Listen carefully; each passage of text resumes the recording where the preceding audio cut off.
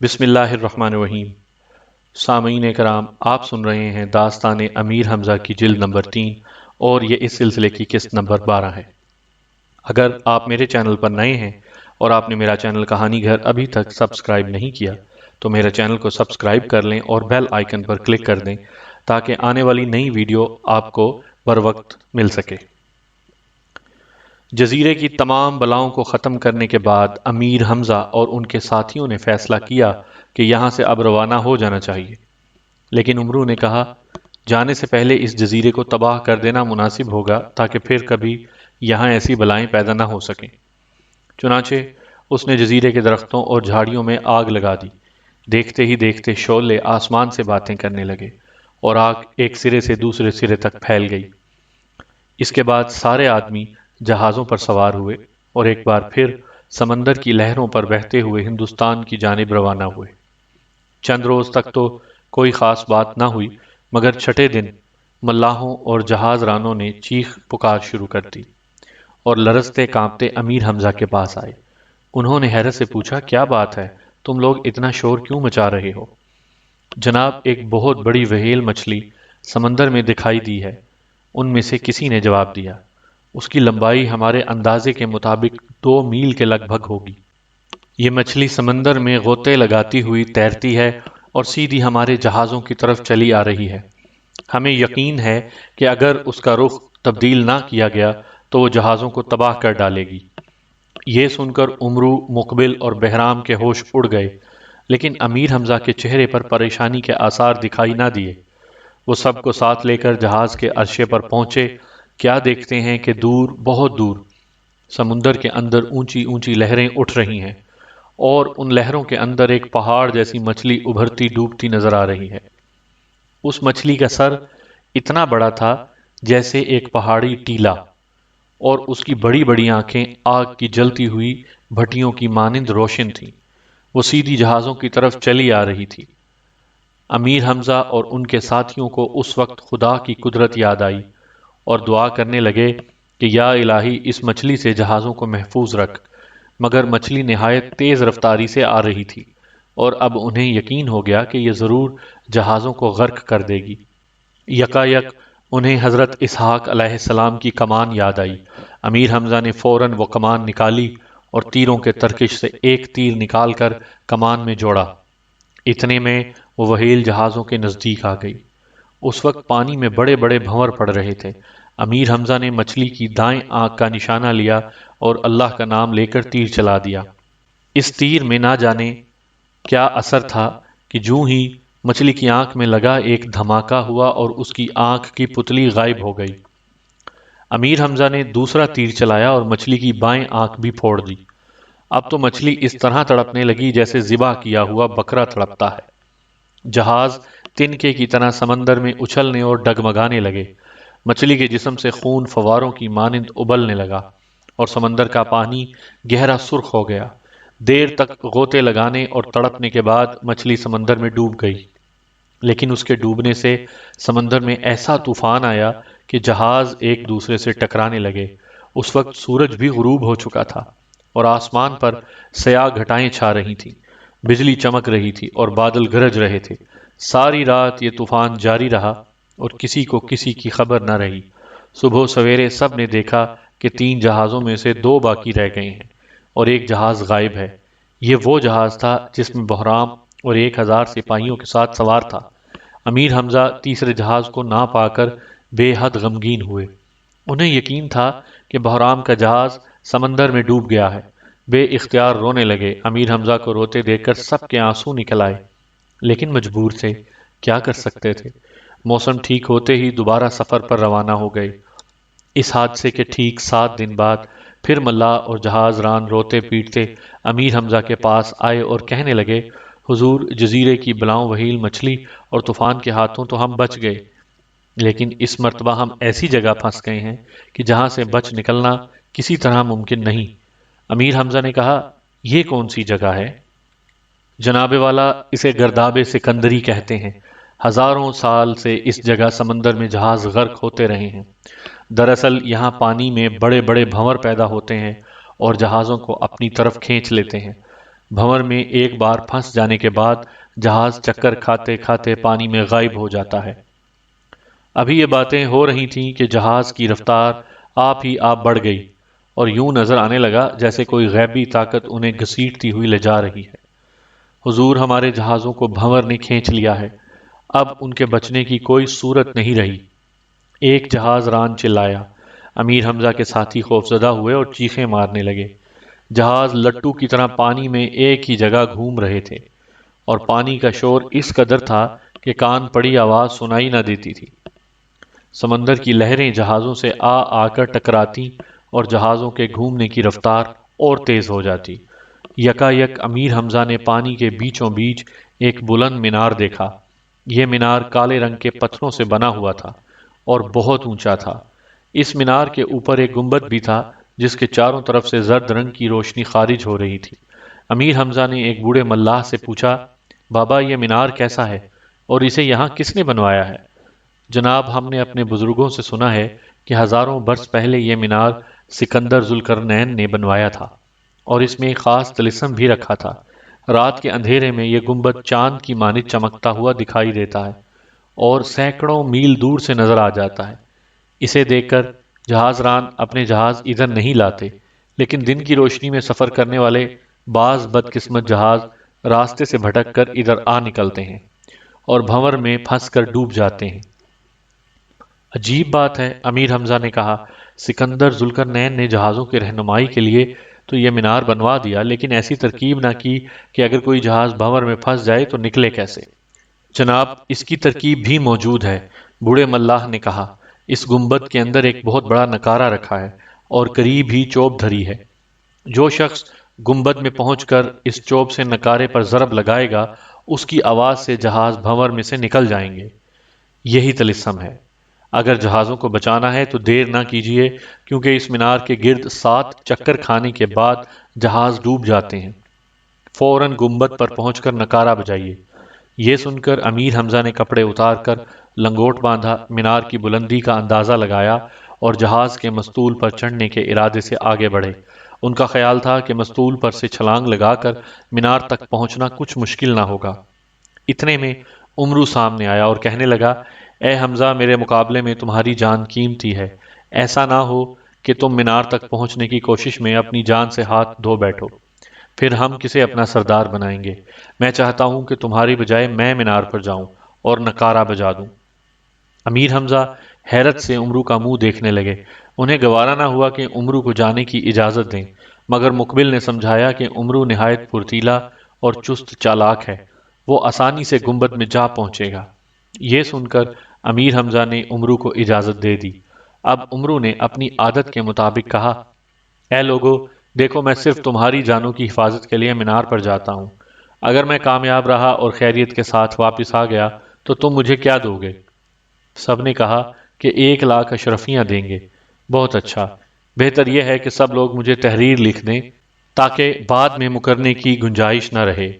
امیر حمزہ، مقبل، عادی پہلوان وغیرہ سب نے تحریری وعدہ کیا کہ اگر عمرو کی کوششوں سے ہماری جانیں بچ گئیں تو اسے 1,00,000 اشرفیاں دیں گے۔ یہ تحریر اپنے پجامے کے نیفے میں اڑس کر عمرو نے مینار کی بلندی پر نگاہ کی اور دم ساتھ کر ایسی چھلانگ لگائی کہ سیدھا گنبد کی چوٹی پر پہنچا، لیکن گنبد کا پتھر چیکنا تھا اور اس کا ہاتھ پھسل گیا اور وہ نیچے گر پڑا۔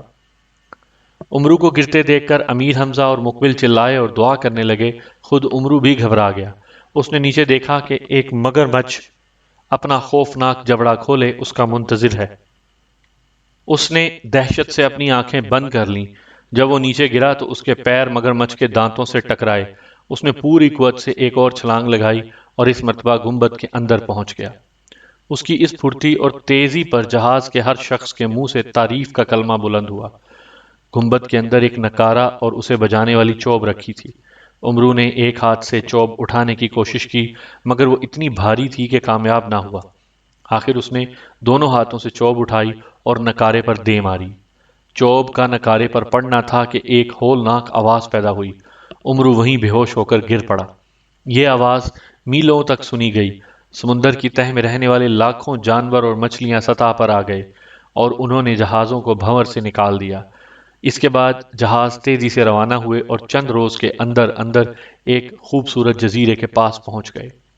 ملاحوں نے امیر حمزہ کو بتایا کہ اس جزیرے کو سرام زیب کہتے ہیں۔ اس سے پہلے کہ ہم سرام زیب پر جزیرے کے دلچسپ اور حیرت انگیز واقعات بیان کریں، آپ کو یہ بتانا چاہتے ہیں کہ سکندر ذوالقرنین کے بنائے ہوئے گنبد میں امرو عیار پر کیا گزری۔ جب امرو کو ہوش آیا تو اس نے اپنے آپ کو گنبد کے فرش پر پڑا پایا۔ نکارہ وہیں رکھا تھا اور وزنی چوب امرو کے سینے پر دھری تھی۔ امرو نے بڑی مشکل سے چوب کو سینے سے ہٹایا اور اٹھ کر گنبد سے باہر جھانکا۔ دور دور تک چاروں طرف سمندر ہی سمندر تھا۔ پانی میں بڑا جوش تھا اور اونچی اونچی لہریں اٹھ رہی تھیں۔ بعض اوقات یہ لہریں آتی اور مینار کی نچلی سطح سے اس زور سے ٹکراتی کہ سفید سفید جھاگ اڑ کر گنبد کی چوٹی تک پہنچتا اور مینار ہلنے لگتے۔ امرو نے امیر حمزہ کے جہازوں کو وہاں نہ پایا تو خوش ہوا کہ ان کی جان بچ گئی، لیکن اس کے دل میں یہ خوف بھی تھا کہ وہ خود اس گنبد سے کیوں کر زندہ سلامت نکلے گا۔ کسی جہاز کے ادھر آنے کا امکان ہی نہ تھا، اور آ بھی جائے تو وہ بھمر میں پھنس جائے گا۔ اگر امرو نکارے پر چوٹ مار دے تو جہاز تو بچ جائے گا، لیکن وہ پھر بھی گنبد ہی میں قید رہے گا۔ یہ سوچ کر عمری عیار بے اختیار رو پڑا اور دیر تک آنسو بہاتا رہا۔ کئی بار اس نے گنبد کو اچھی طرح دیکھا بھالا کہ شاید اس میں کوئی خفیہ راستہ ملے، مگر بے فائدہ۔ اب تو ایڑیاں رگڑ رگڑ کر بھوکا پیاسا مرنے کے سوا اور کوئی چارہ نہ تھا۔ دن ایک ایک کر کے گزرنے لگے۔ بھوک اور پیاس کے ہاتھوں امرو کی حالت بگڑتی چلی گئی۔ پہلے تو اٹھ کر گنبد کے اندر ہی چل پھر لیتا تھا، مگر کمزوری بڑھ جانے کے باعث ہر وقت گیلے فرش پر پڑا رہتا۔ کئی مرتبہ اس نے سمندری جھاگ سے اپنی پیاس بجھانے کی کوشش کی، مگر اس کا ذائقہ اتنا کڑوا اور کسیلا تھا کہ اس نے دوبارہ چکھنے کی جرت نہ کی۔ اس کا پیٹ سکڑ کر پیٹھ سے جا لگا اور جسم ہڈیوں کا ڈھانچہ بن گیا۔ ایک روز شام کے وقت جبکہ امرو اپنی موت کی آخری گھڑیاں گن رہا تھا کہ گنبد زور زور سے ہلنے لگا اور پھر اس کی ایک دیوار پھٹ گئی۔ اس میں سے روشنی کا ایک پیکر نمودار ہوا۔ یہ پیکر کسی انسان کا تھا۔ اسے دیکھ کر امرو کے دل میں حرکت تیز ہوئی۔ آنے والے نے کہا، اے امید کے لڑکے، تجھ پر سلام ہو۔ اب تو خوف کے مارے امرو کو گھگی بن گئی۔ دل میں کہنے لگا کہ آخری وقت آن پہنچا، یہ ضرور موت کا فرشتہ ہے جو روح قبض کرنے آیا ہے۔ آنے والے نے دوبارہ سلام کیا تو امرو نے جھلا کر جواب میں کہا، اگر آپ موت کے فرشتے ہیں اور میری جان لینے آئے ہیں تو جلدی سے اپنا کام کیجیے اور چلے جائیے۔ مجھ سے مذاق کرنے کا آپ کو کوئی حق نہیں۔ آنے والے نے ہلکا سا کہا لگایا اور کہنے لگا، اے امرو، آفرین ہے تیری ہمت پر۔ ارے بھائی، میں موت کا فرشتہ نہیں ہوں۔ یہ سن کر امرو نے غور سے آنے والے کی طرف نظر کی۔ کیا دیکھتا ہے کہ ایک بڑے میاں جن کی برف جیسی لمبی داڑھی ہے محبت کی نظروں سے اسے دیکھ رہے ہیں۔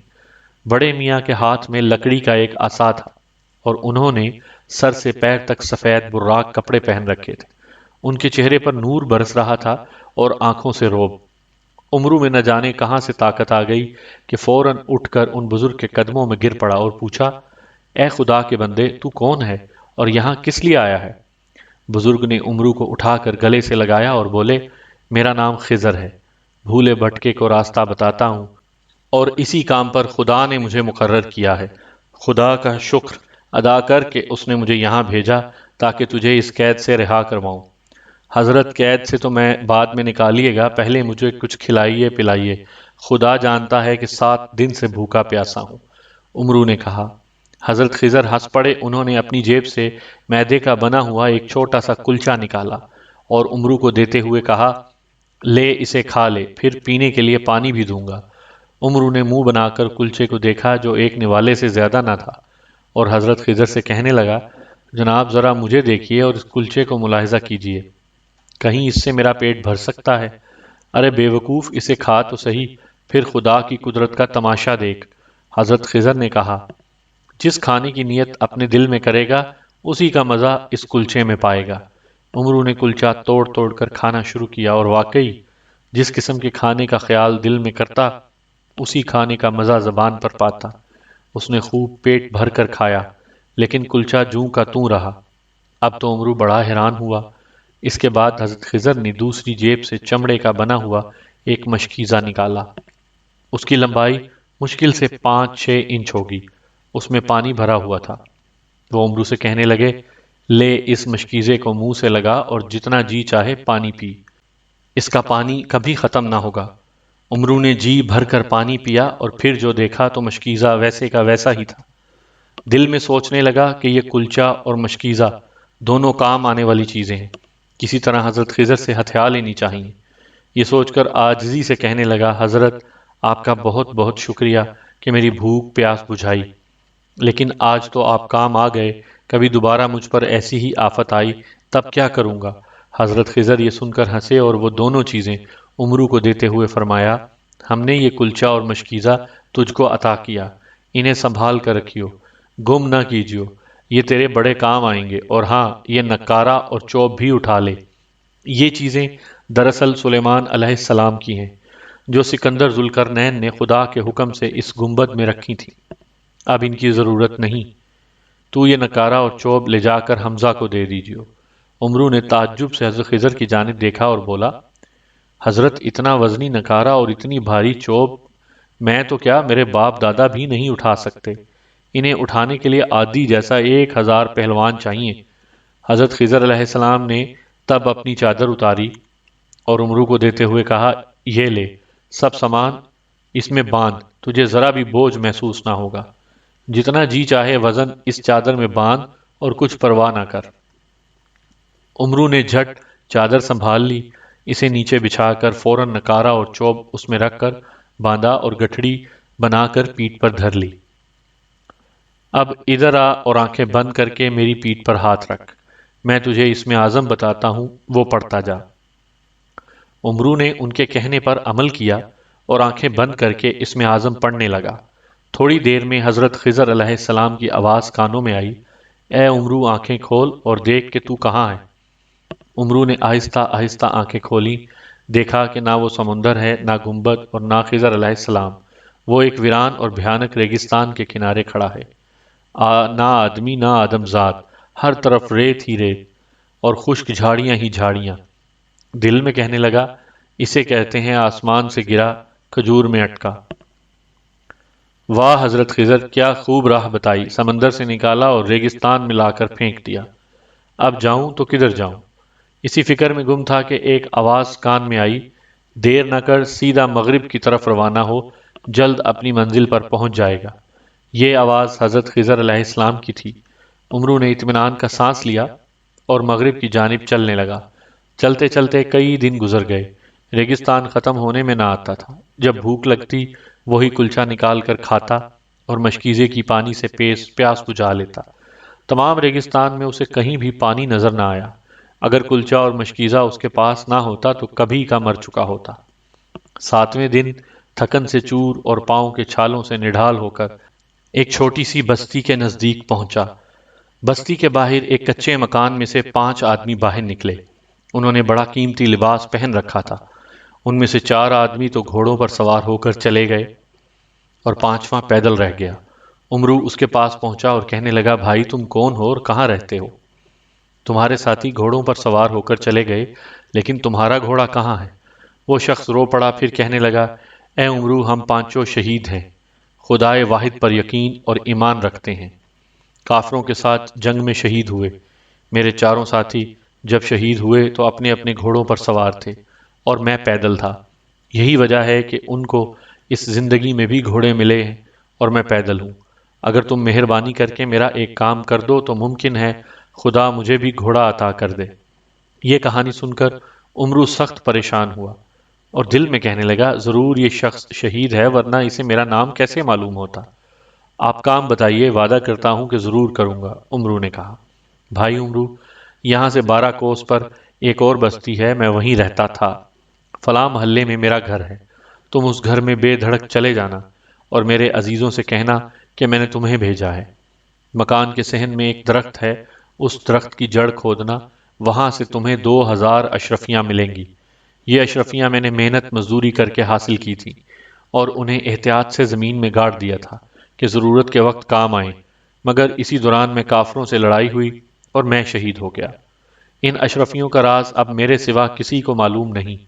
تم ان اشرفیوں کے 3 حصے کرنا، ایک حصہ میرے عزیزوں کو دینا، ایک حصہ خود رکھ لینا اور ایک حصے سے اچھا سا گھوڑا خرید کر کسی محتاج کو خدا کے نام پر دے دینا، اسی صورت میں مجھے گھوڑا مل سکے گا۔ عمرو نے وعدہ کیا اور دن رات چلتے چلتے اس بستی میں پہنچا، لوگوں سے پتہ کیا کہ شہید کا مکان کدھر ہے، پھر اس محلے میں گیا، درخت کی جڑ کھود کر اشرفیاں نکالی، ایک حصہ شہید کے رشتہ داروں کو دیا، دوسرا اپنے پاس رکھا اور تیسرے حصے سے نہایت خوبصورت گھوڑا خرید کر خدا کے نام پر ایک ایسے شخص کو دے دیا جس کی دونوں ٹانگیں بیکار ہو چکی تھیں۔ وہ بیچارہ گھسٹ گھسٹ کر چلتا تھا۔ اسی طرح کئی دن پھرتا رہا، آخر ایک دن اسی شہید کی زیارت ہوئی۔ وہ اسی طرح کے گھوڑے پر سوار تھا جیسا گھوڑا عمرو نے خرید کر محتاج کو دے دیا تھا۔ شہید کا چہرہ چودھویں کے چاند کی طرح چمکتا تھا۔ عمرو کو دیکھ کر وہ بہت خوش ہوا اور کہنے لگا، اے بھائی، تو نے مجھ پر بڑا احسان کیا، اب خوش ہو کہ تیری مصیبت کے دن بھی گزر گئے۔ امیر حمزہ اور ان کے تمام دوست خیریت سے جزیرہ سراندیپ پر اتر گئے ہیں۔ ان کا خیال ہے کہ تو مر چکا ہوگا، اس لیے وہ دن رات تیری موت کے غم میں روتے رہتے ہیں۔ جلد وہاں پہنچ اور ان کو تسلی دے۔ جزیرہ سراندیپ یہاں سے کتنی دور ہے؟ عمرو نے پوچھا۔ کوئی 2000 میل دور ہوگا، شہید نے جواب دیا۔ یہ سن کر عمرو رونے لگا اور کہا کہ اتنی دور میں کیوں کر جا سکوں گا، میرے پیروں میں تو پہلے ہی چلتے چلتے چھالے پڑ چکے ہیں۔ تب اس مرد شہید نے عمرو کو تسلی دی، گھوڑے کی پیٹھ سے ایک جال اور سبز رنگ کا ایک کمبل اتار کر اس کو دیا اور کہنے لگا، یہ 2 تحفے تجھے دیتا ہوں۔ اس جال میں یہ خوبی ہے کہ ہزاروں لاکھوں من بوجھ اٹھا لے گا، لیکن تجھے بالکل محسوس نہ ہوگا کہ تو نے اتنا بوجھ اٹھا رکھا ہے۔ یہ جال الیاس علیہ السلام کی زنبیل ہے۔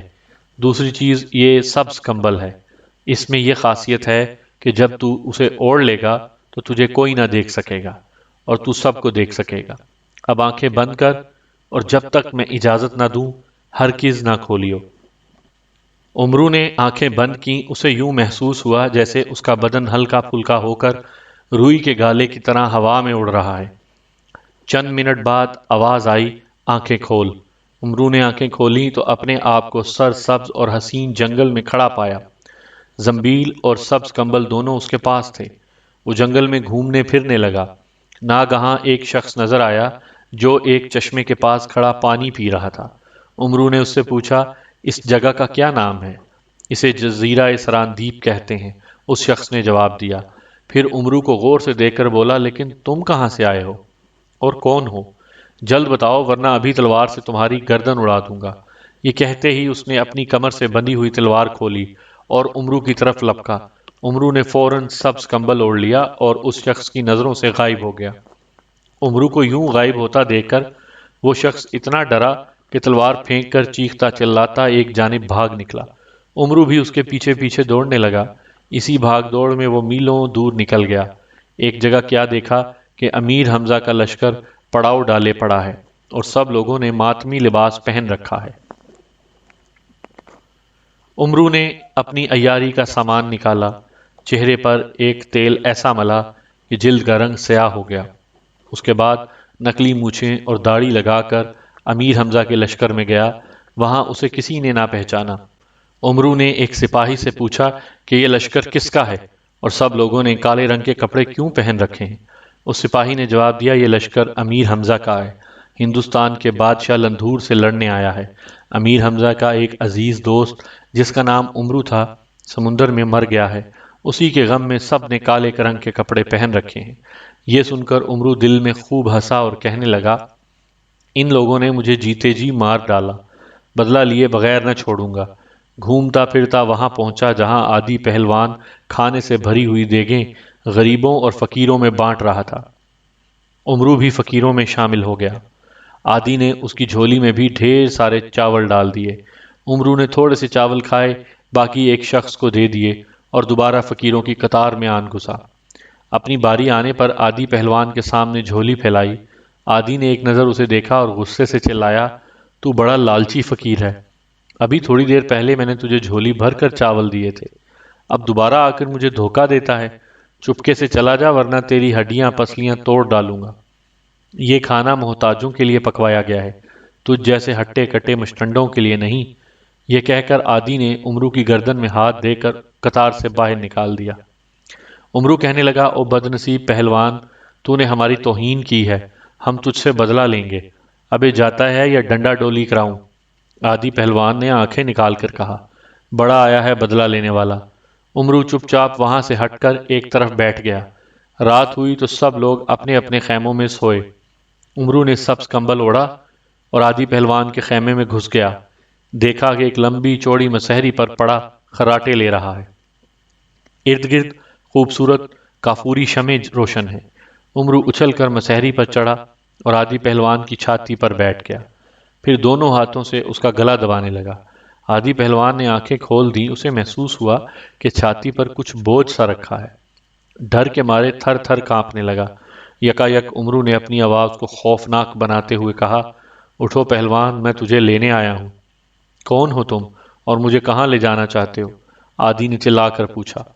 ہا ہا، عمرو نے کہکہا لگایا، میں موت کا فرشتہ ہوں اور تجھے جنت میں لے جانے کو آیا ہوں۔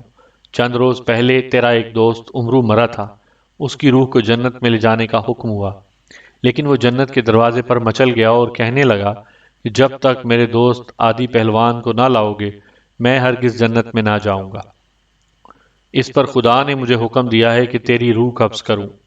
عادی پہلوان خوف کے مارے ہکلانے لگا اور کہا، اے موت کے فرشتے، میری جان بخشی کر، میں کسی عمرو کو نہیں جانتا اور نہ اس نام کا کوئی آدمی میرا دوست تھا، کسی نے غلط خبر دی ہے۔ ہاں ایسا تو ہو سکتا ہے، لیکن میں تجھے کیوں کر چھوڑ دوں؟ البتہ ایک صورت یہ ہے کہ تو مجھے کچھ مال و دولت دے تاکہ عمرو کو لے جا کر دے دوں، شاید اس لالچ میں آ کر وہ تجھے بھول جائے۔ وہ سامنے ایک کرسی پر اشرفیوں کا صندوقچہ رکھا ہے، اسے لے جائیے اور مجھے معاف کیجیے۔ عادی نے گڑ گڑا کر کہا۔ عمرو اس کی چھاتی سے اتر آیا اور صندوقچہ بغل میں دبا کر خیمے سے نکل گیا۔ اس کے بعد رات بھر عادی پہلوان کو نیند نہ آئی۔ دل میں عمرو کو برا بھلا کہتا تھا کہ کم بخت نے مرنے کے بعد بھی پیچھا نہ چھوڑا۔ صبح منہ اندھیرے اٹھا اور امیر حمزہ کے پاس گیا۔ امیر حمزہ نے حیرت سے عادی کو دیکھا، اس کا چہرہ ہلدی کی طرح پیلا پڑ چکا تھا۔ پوچھنے لگے، بھائی عادی، خیر تو ہے؟ تم بیمار تو نہیں ہو گئے؟ تب عادی نے انہیں الگ لے جا کر سارا قصہ سنایا۔ امیر حمزہ نے اسے سمجھا بجھا کر رخصت کیا اور دل میں کہنے لگے، ایسا معلوم ہوتا ہے کہ پہلوان ضرورت سے زیادہ کھانا کھا گیا ہے۔ یہ سب معدے کی گڑبڑ ہے کہ ڈراؤن و خواب نظر آتے ہیں۔ بھلا یہ کیسے ممکن ہے کہ موت کا فرشتہ آئے اور اشرفیوں کا صندوقچہ لے کر چلا جائے؟ انہوں نے دوسروں کو جب یہ قصہ سنایا تو سب زور زور سے ہنسے اور عادی پہلوان کا مذاق اڑانے لگے۔ وہ بیچارہ بڑا کھسیانہ ہوا۔ اب سنیے کہ اگلی رات کو عمرو پھر آیا، لیکن اس دفعہ مقبل وفادار کے خیمے میں جا گھسا۔ اسے بھی خوب ڈرایا اور موتیوں کا ایک قیمتی ہار لے کر ٹلا۔ تیسری رات سلطان بخت مغربی کے سینے پر چڑھ گیا اور جب اس کا گلا گھونٹا تو وہ اپنا تاج عمرو کے حوالے کرنے پر تیار ہو گیا۔ مقبل وفادار اور سلطان مغربی نے بھی امیر حمزہ سے اس حادثے کا ذکر کیا تو وہ فکر مند ہوئے اور کہنے لگے، ایسا معلوم ہوتا ہے کہ اس علاقے میں کسی بھوت کا اثر ہے، بہتر یہی ہے کہ پڑاؤ کسی اور جگہ کیا جائے۔ انہوں نے لشکر کے سرداروں کو حکم دیا کہ یہاں سے خیمے اکھاڑ کر دوسری جگہ لگائے جائیں۔ چوتھی رات جبکہ امیر حمزہ اور ان کے لشکر کا قیام نئی جگہ پر تھا، عمرو سبز کمبل اوڑھ کر آیا اور سیدھا امیر حمزہ کے خیمے میں جا گھسا۔ وہ اپنے بستر پر لیٹے چین کی نیند سو رہے تھے۔ جو ہی عمرو نے امیر حمزہ کا گلا دبایا، ان کی آنکھ کھل گئی۔ دیکھا کہ سینے پر خاصا بوجھ رکھا ہے مگر کوئی نظر نہیں آتا۔ خیال آیا کہ یہ ضرور کوئی شریر جن ہے، اسے پکڑنا چاہیے۔ ایک دم انہوں نے ہاتھ بڑھا کر عمرو کو پکڑ لیا اور پٹخنی دینا چاہتے تھے کہ عمرو اپنی اصل آواز میں بولا، ارے بھائی حمزہ، یہ کیا کرتے ہو؟ میری ہڈیاں چٹک جائیں گی۔ امیر حمزہ نے عمرو کی آواز سنی تو حیران ہوئے، سمجھے کہ وہ بیچارہ سکندر ذوالقرنین کے مینار پر مر چکا ہے اور اب اس کی روح بھٹکتی پھر رہی ہے۔ کہنے لگے، کیا تو میرے دوست عمرو کی روح ہے؟ عمرو نے اب زیادہ تنگ کرنا مناسب نہ سمجھا، سبز کمبل اتار دیا اور دوڑ کر امیر حمزہ کے قدموں سے لپٹ گیا۔ پھر ساری داستان سنائی۔ امیر حمزہ عمرو کو دیکھ کر بے حد خوش ہوئے اور اسی وقت سارے لشکر میں منادی کرا دی کہ عمرو عیار صحیح سلامت آن پہنچا۔ سب نے خوب خوشیاں منائیں اور کئی روز تک جشن ہوا۔ اب ہم آپ کو جزیرہ سراندیب کے بارے میں بعض دلچسپ باتیں بتاتے ہیں۔ امیر حمزہ کا لشکر جن دنوں اس جزیرے میں اترا ان دنوں وہاں سردیوں کا موسم تھا۔ اسی موسم میں جزیرے کے اندر ایک خوشنما اور بلند پہاڑ کے دامن میں بہت بڑا میلہ لگتا تھا۔ اس میلے میں شرکت کے لیے ہندوستان کے تمام راجے مہاراجے اپنے لاؤ لشکر کے ساتھ آیا کرتے تھے، اور ان سب کا راجہ ہندوستان کا بادشاہ لندھور بھی وہاں بڑی شان و شوکت سے آتا تھا۔ پہاڑ کے دامن میں میلوں تک خیمے اور ڈیرے لگ جاتے اور 1 مہینے تک خوب رونق رہتی۔ کہتے ہیں کہ جب حضرت آدم علیہ السلام کو اللہ نے جنت سے نکال کر زمین پر بھیجا تو سب سے پہلے وہ اسی جزیرے سراندیپ میں اترے تھے، اور ان کے قدم کا نشان اس پہاڑ پر موجود تھا جس کے قریب ہر سال میلہ لگا کرتا تھا۔ سامعین کرام، آپ سن رہے تھے داستان امیر حمزہ کی جلد نمبر 3، اور یہ اس سلسلے کی قسط نمبر 12 تھی۔ اگر آپ قسط نمبر 13 سننا چاہتے ہیں تو ہمارا چینل سبسکرائب کر لیجئے تاکہ آپ کو نئی آنے والی ویڈیو کی بر وقت اطلاع مل سکے۔